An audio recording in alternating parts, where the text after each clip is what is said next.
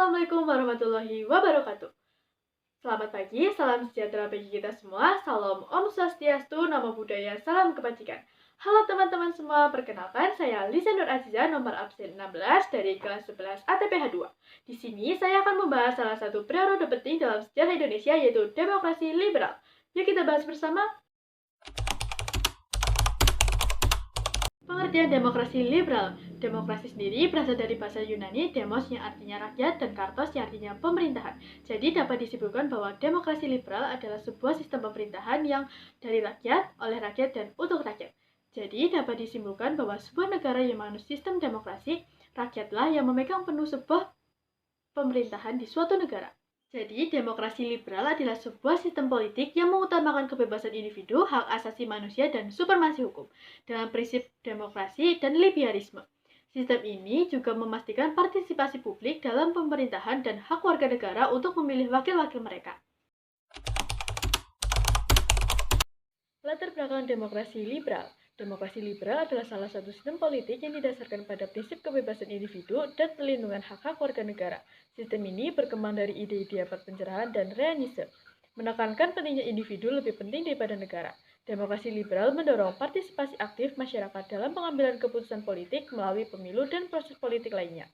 Demokrasi liberal dalam konteks Indonesia adalah periode yang berlangsung antara tahun 1950 sampai sekitar 1959. Berikut adalah beberapa peristiwa yang terbentuk dalam demokrasi liberal Indonesia. Yang pertama, Indonesia kembali ke dalam bentuk kesatuan. Setelah sebelumnya berbentuk negara serikat, Indonesia kembali ke bentuk negara kesatuan pada tahun 1950. Ini adalah langkah penting dalam mengatur kembali struktur pemerintahan dan menjaga kesatuan bangsa. Yang kedua, diterapkannya Undang-Undang Dasar sementara untuk menggantikan Undang-Undang RIS, Republik Indonesia Serikat. Diterapkanlah Undang-Undang Dasar sementara. Dokumen ini memuat prinsip-prinsip dasar pemerintahan demokrasi liberal yang akan diterapkan dalam sistem politik Indonesia. Yang ketiga, keinginan para tokoh bangsa untuk menjadikan Indonesia maju. Tokoh bangsa seperti Soekarno dan Muhammad Hatta ingin menjadikan Indonesia maju melalui sistem pemerintahan yang lebih modern dan efisien. Mereka terinspirasi oleh bentuk negara-negara barat yang sukses menjalankan sistem demokrasi liberal. Yang keempat dan yang terakhir, dorongan agar semua kelompok di Indonesia memiliki hak politik yang sama. Salah satu prinsip utama demokrasi liberal adalah kesetaraan dalam hal politik. Selama periode ini, berbagai langkah diambil untuk memastikan bahwa semua warga negara tanpa pandang bulu memiliki hak yang sama dalam berpartisipasi dalam proses politik. Dampak positif demokrasi liberal. Yang pertama, perlindungan hak asasi manusia. Demokrasi liberal menjamin hak-hak dasar seperti kebebasan berpendapat, berkumpul, dan beragama.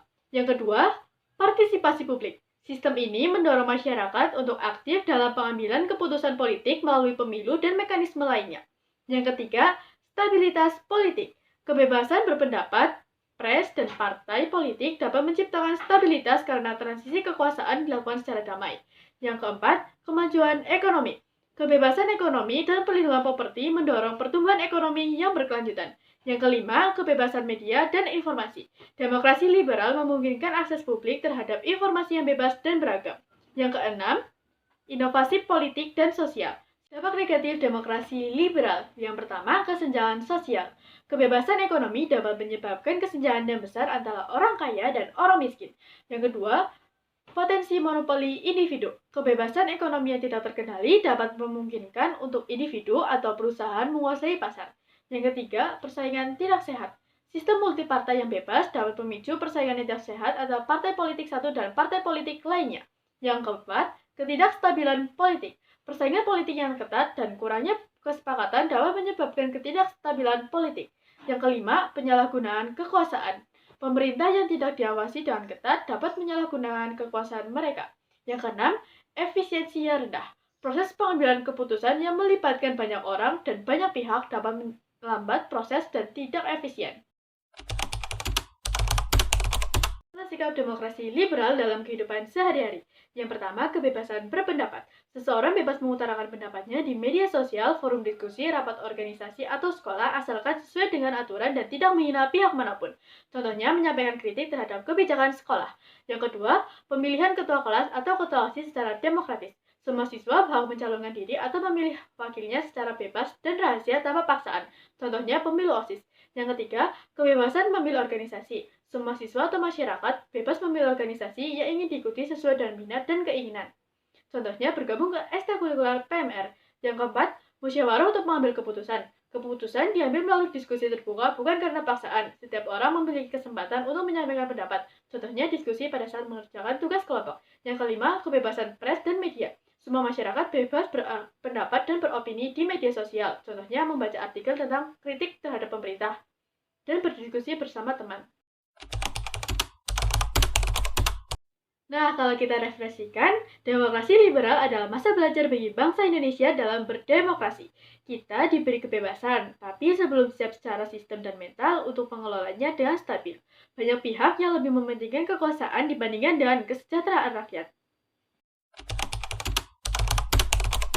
Nah, dapat disimpulkan, demokrasi liberal adalah salah satu periode penting dalam sejarah Indonesia karena menunjukkan usaha bangsa untuk menerapkan prinsip demokrasi secara terbuka.